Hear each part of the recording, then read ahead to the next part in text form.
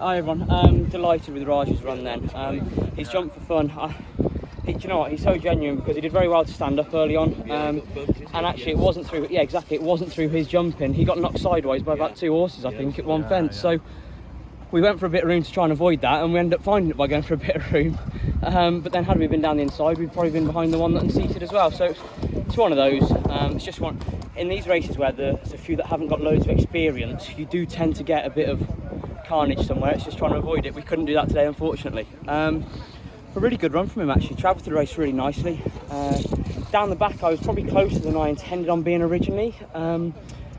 But he jumped into a lovely position, and to be honest, there was a few that jumped into us that I was then trying to avoid at that point. So I was riding to get away from them more than riding to ride our race. But he's jumped for fun throughout the race, and then turning in, I've come wide because I was happy to go wide at that point in the race, to be honest. And then Fergus was keeping the loose horse in originally, and then Fergus made a mistake and then pushed me with the loose horse, and I was like, didn't really want to kick on when I did kick on.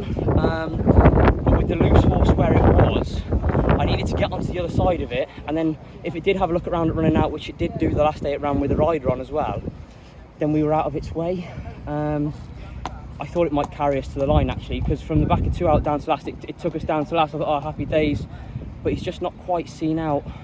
You think better ground? Yeah, better ground definitely. It is soft enough and tacky enough out there, and it is a stiff enough course around him. But to be honest, actually, I think if we could ride it again, I wouldn't have a worry about the trip or the track for him, because I'll try and avoid all the scrapping that we managed to find today.